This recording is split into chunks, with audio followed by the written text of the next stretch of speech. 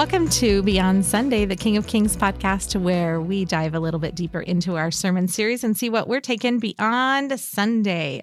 My name is Dina Newsom. I have some amazing guests today, guys. Amazing. Go ahead and say hi. Hello, Tyler from the Fremont campus. Kate Solberg, Northwest Omaha. Hey, guys. How you doing today? Doing well. I didn't mention this to Kate before we started recording, but I almost placed a bet on Polymarket of which adjective would be used to describe the guest. Amazing was the adjective for today. Yeah, so no bets placed today, therefore no money won nor lost. That's all right. I thought you were going to say on the Derby. Oh my goodness. Did you guys watch that on Saturday? I did not watch it at the time. I watched it after everyone started talking about it.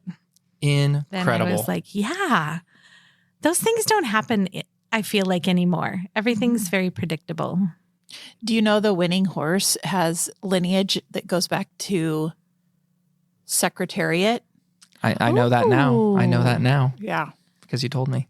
Wow. You know, I just consume content from podcasts. So, yes, that's how I know that. Okay, well, I have a question for you then. Okay. Today is a special holiday, Cinco de Mayo. Oh, yeah. When we're recording this. Do you know the history or how Cinco de Mayo started? No, you're going to tell us though. But Johnny did say earlier, it's a miracle when Taco Tuesday falls on Cinco de Mayo. Like the Lord, that's a gift from the Lord. The stars right there. have aligned. Exactly. Isn't it when Mexico got its independence? Isn't it Mexican Independence Day? It is not. That is a common misconception, which I thought too. But what I learned in my little deep dive into the interwebs, that it is not. It is the winning of the Battle of Puebla, which was on May 5th in 1862. So the French were invading Mexico, and the Mexican army was fighting against them at Puebla, and they won the battle that day, which was like a huge victory for them. Now, this was 1862, and by 1864, the French had come in and take over. So it was not them winning the war altogether, but this was a big win at the time, and really lifted the spirits of the troops and the resistance and all of this stuff. And what I was reading was that this probably impacted the Civil War in the United States that was happening at the same time. Because had the French won that battle, they would have taken over much sooner. And that was early in the Civil War, which went from 1861 to 65, kind of, that the French probably would have helped the Confederacy in the U.S. Civil War. And it may have had a different outcome in our nation based on. So Cinco de Mayo, while it is seen as a Mexican holiday, influenced most likely the Civil War in the U.S. Yada, yada, yada. Half price guacamole. Yep. Yes, please. That's fascinating though, Dina. Yeah. I had no idea. It was a big battle. It kind of makes me think of those Choose Your Own Adventure books. Are you guys too? I loved the Choose Your Own Adventure books. If you choose this, go to page 79. My friends and I used to write our own in spiral notebooks, and then we'd have to put the page numbers on them, and then we'd mess up and have to re-page number them. Do you really know what they are, Tyler? No, I don't. I was nodding along. Yeah. It was like a fiction book you could read, and then you got to like a dilemma. And they're like, if you want the character to do this, turn to this page. If you want him to do this, turn to this page. And how many different spots, how many different forks in the road are there? A lot. Yeah, there were a lot. Okay. Yeah. And it was so fun because then you could go back and choose the other one and see how the story went in that one. Yep. But it was like it was like in the 80s, don't you think? Yep. Yeah. It was super They cool. were the papaperback books that were, and it said at the 3x6 or something. Choose Your Own Adventure. Yes, they were the best. Yeah. The best. I love those. Yep. Wow. Choose Your Own Adventure. I knew Tyler was faking when he said he knew what it was. You're too young. Sorry, Tyler. Sorry, guys. That's all right. You're just a baby. I'm just a baby. So today is May 5th. Yesterday, May 4th, famously Star Wars Day. Was your 16th birthday? No. Oh dear. Just kidding. It was Aaliyah and I's 12th wedding anniversary, though. Ooh. Yay! So usually when I say that, then people they kind of squint and turn their eyes like, "Did you get married when you were 14?" Yeah, No. yeah. You do have a very young looking face. Yeah, we got married when we were young. I was 21, she was 22. But yeah, no, I thank my parents for many things, but both my parents just have kind of young looking Really good features. genes. Yeah, my dad's almost 70. It doesn't really look it at all. He does No, not he does look not. 70. So, And it was a Star Wars holiday. Yes. May the 4th. Mm-hmm. Yep.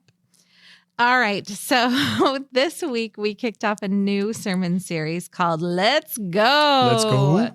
This is stemming from the generosity campaign that we started in the fall of 2024 here at King of Kings with that same title.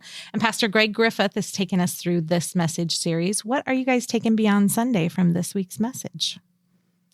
yeah, the thing that really stood out to me was all of those quotes that he used from the longtime members of King of Kings, kind of walking through the King of Kings story.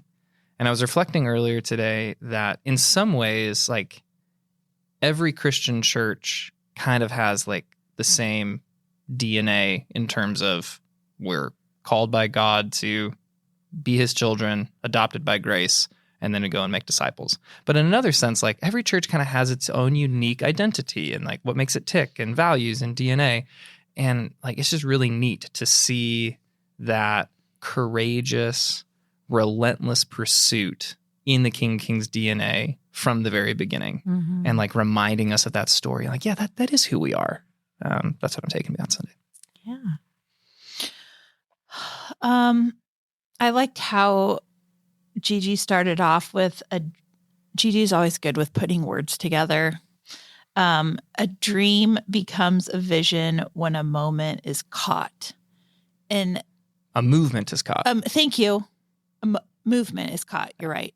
And so I was actually around when we had the 50th anniversary. You were here, weren't you, Tyler? I think it was in Texas at the time. Oh, okay. And so we made like a history of King of Kings booklet that year. And Was it a choose your own adventure? Or it was definitely not a choose your own adventure. Wouldn't that have been amazing? Yeah. That's not how church history works. Thank you for That's clarifying. not how history, period, works. Yeah. That's a fictional element. So anyway, I got to help like interview the founding members that were still alive. And so that was so fun because, you know, I got to hear some of those stories. And I believe it was a group that originally met in the GE building, which was actually not far from here, just across 120th on the other side. And they met there originally before they moved to the church in the round. So it's incredible because, you know, when something starts like that, only God knows what he's about to do. And they were a group of believers who just faithfully took the next step in their calling. Hence why the three of us and all the rest of us are here today, like out of obedience in God's mighty hand and what he did. There's a volunteer on my guest experience team here at Millard that was here when the walk happened, and she sometimes wears her T-shirt from that day. Oh, that's Wow. cool. Yeah. Impressive. I love it. She just talks about it with such happy memories. You know what I mean? Yeah. I really liked, Gigi does have a way with words, and I really liked, he said that at King of Kings, the plan has never been to fill a room. It's been to fill a city, one life at a time. Yeah. And I was like, that to me has been so apparent. I have only been at King of Kings for a few years, and it was something that was very engaging when I first got here. That whole idea of we're not just about what we do in this building. It's more about what we're doing in the city or the areas that we want to minister to. So I really liked that. And that made me think a lot. Okay, so how can we practically live fully in the moment like he was asking us to in our daily lives, according to the sermon? Yeah, fully in the moment. So this is where he kind of tied it to that Greek word where he had us all say, Teo. Oh, yeah, Ao. Sorry. That's right. Ao. And then Eucharist, and then combine them together. So Eucharisteo, which means I thank or thanks or thanksgiving. And then he explained kind of has a sense of living fully in the moment. And so I really appreciate the connection there, where gratitude does have a way to, well, here, let me say it this way. God is certainly like pro remembering, and he is pro planning. But when that remembering veers so far into nostalgia of like, the good old days, oh yeah, that sort of thing, or if the planning about the future veers into worrying and anxiety, like that's not where God wants us to be. Mm-hmm. But he's also not anti-remembering or anti-planning. I think gratitude helps us stay in that sweet spot of, God, thank you so much for everything you've done. Thank you that you're going to continue to be faithful in the future. And then it grounds us in what you want to do right now. I like the connection. Yes. In my former career, I was a science teacher. And I always told my students, in order to be a scientist, it requires a couple of things. And that's to be observant and curious. Ooh, I like that. Because there are statistics like by certain ages, kids, whether they decide whether they're good at science or not, or good at math. And once you decide you're not good at something, it really closes a lot of doors that shouldn't be closed yet. And so I wanted to, keep the bar really low, but really it was the truth. And so I feel like in Christianity, it's the same thing. Like every day we have a choice. Like when you're out and about, your eyes are down or on your phone or AirPods are in and you're closed off, or you're observant, you're curious, you're not so much in a hurry that you miss an opportunity that God puts in front of you, whether to interact with someone, to encourage them, to show love. And I think that's what it means to kind of live in the moment to me. It does sound a lot like Jesus. Like we just walk through the Gospels and like, man, those interactions where it's just like a one-on-one. Greg talked a lot about the woman at the well in John 4 throughout our last series. But when it's just Jesus and one person, you think about Jesus is choosing to spend his time and his attention and his focus on that one person, which means to the exclusion of all the other people out there. And that idea of like, what would it look like for me to be fully present, fully with this person in front of me, the person that maybe I was planning to meet or not planning to meet, but just like Jesus was fully there, full of grace and truth, with everything that God has set before, not thinking so far ahead to what will be or reflecting or too much on what was, but be right here and see what God has in store. Yeah, Greg referred to it as recognizing what is happening in the right here and right now. And I really liked that. I think I have a very close family member of mine who suffers from panic attacks as part of their anxiety. And one of the techniques that we use if I am with them when they start having a panic attack is grounding. And it's them placing their hand on their chest and then doing a basic, they have to name 5 things they can see, 4 things they can hear, 3 things they can touch, 2 things they can taste, 1 thing they can, what's the sense that's left, whatever it is. But going through that, which is just what is right here, right now, not what their brain is trying to focus on or worry about in the future, what they're feeling shame about from the past, whatever it is, that it's just in the moment. And I was thinking of that when he was talking about being fully present, because that really just puts you right there in the today. We just need to stay more grounded, right? That's so easy. All right. So you mentioned the Greek word Eucharisteo. How does the concept of that, living in the moment with thanksgiving, was the definition that Greg had referred to, challenge? How does that challenge our current cultural habits of nostalgia or anxiety about the future in today's world? Kind of feel like the expert Miss Thanksvember should offer her answer first. You kind of already mentioned it, Tyler. Like, it really is about there's a window. There's a window where it's okay to be thankful for the things that happened. And it's not a time window. It's not like, oh, well, you can only be thankful for a day back or a week back or a year back.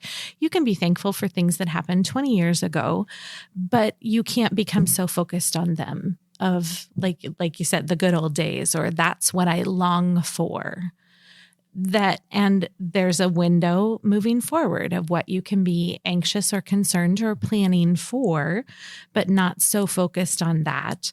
Or I feel like a lot of people now struggle on they're so focused on what they never may get. Like, I have a friend who is so focused on she wants to be married. She's like almost obsessively focused on it that she may miss what's in the here and now right in front of her because she's, thinking so hard or worrying so much about the future. And so I think our brain only has a small capacity, and we have to work with that because that's how God created us. And we can't spend too much too far back or too much too far forward. We do have to really live where we are and give thanks for that, whatever it is. Like in my Thanksvember that we did talk about, there are things that you can be thankful for that are sad things or hurtful things, because those are times that we grow, that we're shaped by God. And I think that is so valuable. Plus, it's in comparison. Those are the times then that we really know the joy that comes. Yeah, I was prepping the Connect group guide for this and just reminded that super simple, familiar, but powerful verse out of 1 Thessalonians 5. Rejoice always, pray without ceasing.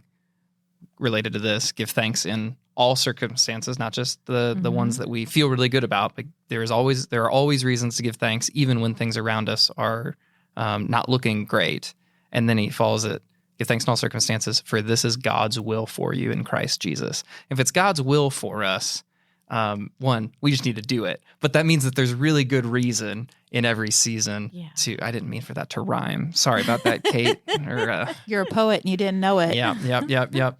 But yeah, there's, in whichever season we're in, there is always a good reason to give thanks to God, and it will ground us in, and like gratitude is an antidote to so much. Oh, yes.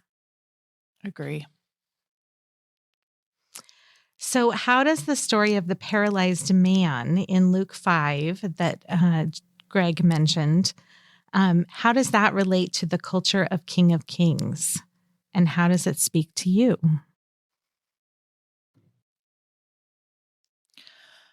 I don't know about you guys, but when I think of this story, I don't know why. Maybe it's because my son's in a fraternity right now, but I think they're a bunch of frat brothers. Where are you going with this? Well, they kind of have a crazy idea. Okay. Obviously, they love this guy a ton. He is a good friend. And I don't even know if maybe he himself had given up on being healed, but his friends were like, we're not giving up on you. And they weren't afraid of destroying a house. So, they tried, as to get to Jesus, but it just wasn't happening. And this, obviously, at this point in Jesus' ministry, like people, they were like, something's different about this guy, because there were crowds around him and you couldn't get to him easily. So they were like, yep, we're going to the roof. That's not going to be a group of elderly men, right? So anyway, I don't know if it was their ages or where they were living at that time, but what we do know is, one, they knew the power of Jesus. And two, they were going to go to great lengths to maybe injure themselves or get arrested, I don't know, to help their friend. And that's a great combination. When we know, number one, know Jesus is able to do all things, He lacks no resources. He lacks no power. And when our heart aligns with him, we should desire to share that with others, especially in their time of need. The Kate Solberg translation of Luke 5. The paralyzed man and his frat bros. I like that are trashing the house. For a good reason. Yeah. So I'm sure many frat boys would say that. All in good fun. Yeah. Kate, you said it so well. There's a section there right before Jesus speaks. So they've already torn a hole through the roof and they lowered the man down. So they've cut through the crowds. And then the scripture says, when Jesus saw their faith. Mm-hmm. So we're not even talking about whether the paralyzed man, what level, kind, faith he had. Like we're not. That's not even a question. It's not a topic addressed. But when Jesus saw their faith, and we know that faith is always lived out in our actions and in our works. Like it never just stays alone. And so I think about that, the question about how does this relate to the culture of King of Kings? What does it look like? To what lengths are we willing to go out of our deep love for those who need healing from Jesus, hope from Jesus, the only source for them to find true life? What lengths are we willing to go so that they can meet Jesus? Mm-hmm. There was definite opposition, obstacles. There was the obstacles of the crowd. There was the obstacles of the roof. Yep.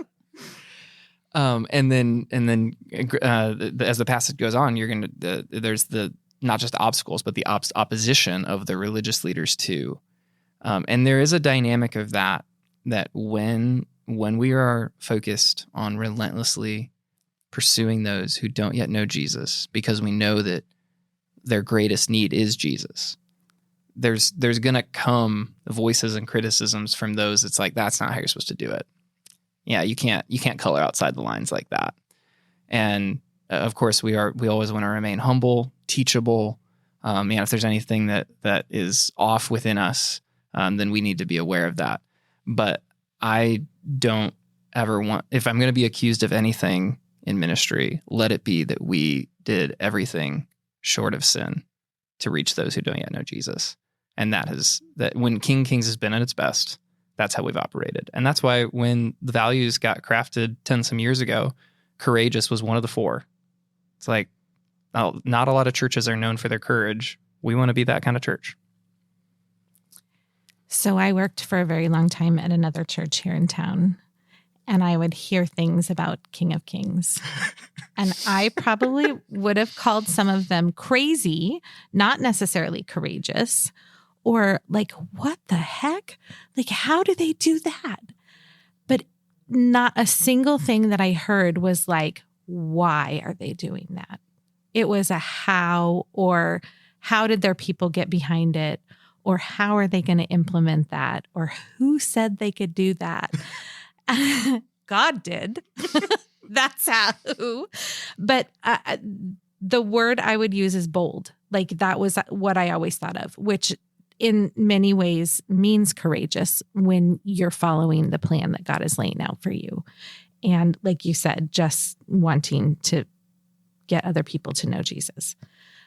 So once I came on staff here, like I was very curious to see behind the scenes how some of these decisions were made. And there is just a spirit of courage here. Like I just believe, not just in staff or leadership, but amidst the people.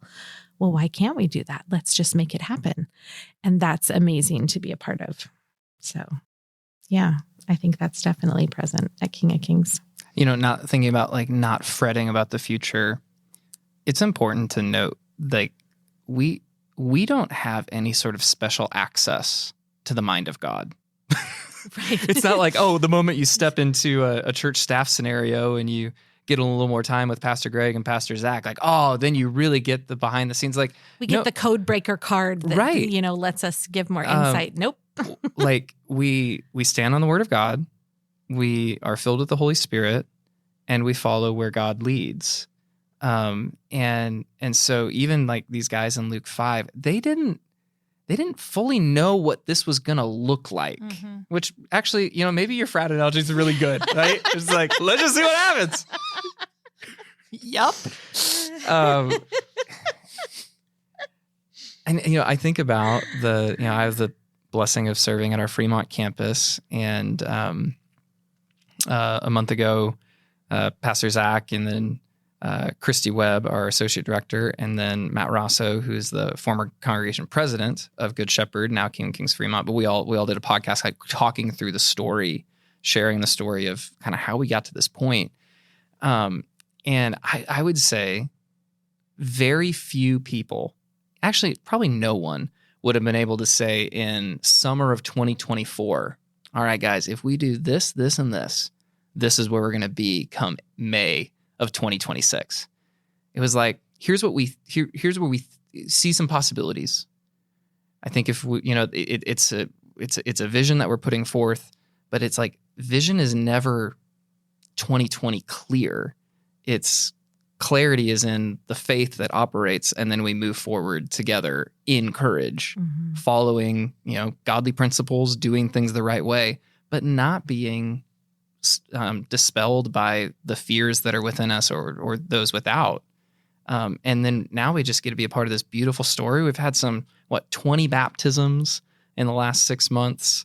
A church that before, kids and students, you could count on one hand on a Sunday. And now we've had some Sundays with 50 plus. And it's not everything's wrapped up in the numbers, but it's a sign of like, yeah, God is at work here. And it's because we were willing to take some steps of faith that others would see as crazy, or they just wouldn't understand. Sounds a lot like tearing a hole in a roof to get someone to Jesus. And so now our call is like, God, don't let us lose that. Like just because we have been there does not mean that it'll necessarily be the same. We got to remind ourselves this is who we are. And that's, I think, one of the purposes of this series. Like, hey, we're going to keep going. God's called us to keep going. Don't stop now. And we may not know what the end result looks like, but it's taking that next step. I'm a grandma. I go by Nana because that's what I prefer. But my granddaughters are obsessed with Frozen, as I'm sure many young girls are. And Frozen 2 has a dilemma where they talk about, there's even like a whole song about doing the next right thing. And I think of that often with the story of Fremont, just doing the next right thing. If you want to listen to that podcast, you can check out the Red Letter Challenge podcast by Pastor Zach Zender.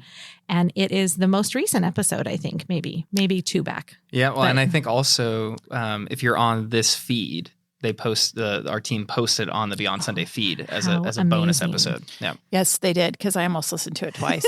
So I get both feed drops. We're just trying to boost our numbers through Kate. Yes. You can count on me. Going from 11 to 13 next week. All right. So can you recall a time when your personal preferences needed to be set aside for the greater mission of the church? How did that feel like? What did that feel like? And what was the outcome? You first, Kate, or me first? Well, I kind of just had a general answer to this question in mind. I guess, now that I'm a church worker, I was a public school teacher for 23 years first. So I'm new to church work, and I really didn't know that, and this might sound really naive, I didn't really know anyone complained about church sometimes. Like that was new to me, but because I'm just generally not a complainer. But there are things sometimes that don't fit people's preferences. Some common ones. Sometimes the music is a little too loud. Pastor Greg talked about, there was a time, I think he quoted Mark Zender. There was a time when, the style of worship was more contemporary instead of traditional. And I'm sure that was hard. And there are times, when a message won't hit me right or a song isn't my favorite. But you got to remind yourself, I'm not going to church for a country club, like Greg said. This isn't a country club where things should, satisfy my desires. I'm going on a Sunday morning to worship God, to repent of my sins, to hear from his true word, and to learn from the preacher. Like, that's why I'm going. And depending on the Sunday, I might take away a whole notebook of notes. I might take away just what's that called? A nugget. But you have to change your mindset, really. And worship, and that's, I don't know, am I expressing myself well? Yes. Okay. But it's tempting as humans. We all have preferences. We all want to show up and be like, every song, that's my favorite preacher. That's my favorite song leader. Like, of course, we're going to have preferences, but we need to remind ourselves, why we're there. We're going to church to be obedient in what God has called us to do. Yeah, we'll talk often about, are we having a consumer mindset or a contributor mindset? And it just, even just asking that question takes us into a frame of, well, a consumer means that it's all about me and making sure my needs are met. Burger King, have it your way, that sort of thing. Whereas what I love about the contributor is it's less of what the church is doing for me or isn't doing for me. And it's actually putting me on the side of the church. Like, actually, I'm going to be a part of this. I'm going to be a part of what God is doing to transform lives. And then what we actually discover is that by us stepping into our collective purpose together, it's actually way more fulfilling than us just getting our needs met. Yeah. And so as I was thinking about this question, so I was between my when I started working here at age like 8, is that what we said? Yep. I believe it. Yep. No. So my first job out of college was the worship director. This was in the pre-campus days. So we didn't even call it the Millard campus, but I was the worship director serving under Pastor Mark, and I did that for 7-8 years. And then I did lead in worship for 4 years in Connecticut before then moving back to take this Fremont campus role last summer.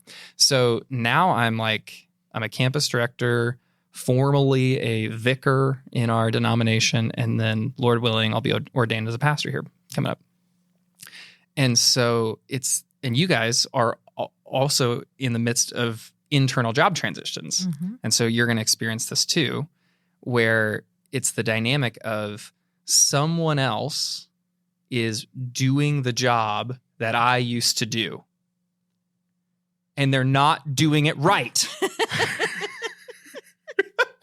What if they're doing it better? So, yeah. I've had like 6 job transitions since I've been here. I just want to go back and fix all of them. No, I'm just kidding.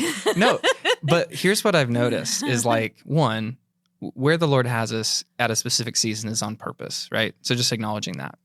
But also, if I don't give the person who's in that seat a chance to really flourish and be themselves, I'm going to miss out on what God has in store for that.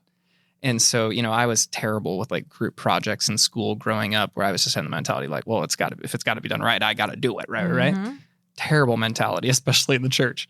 And even the last 9-10 months of being on staff here, for me to be able to see, okay, if I was operating in the flesh and being well, that's how I would have done it.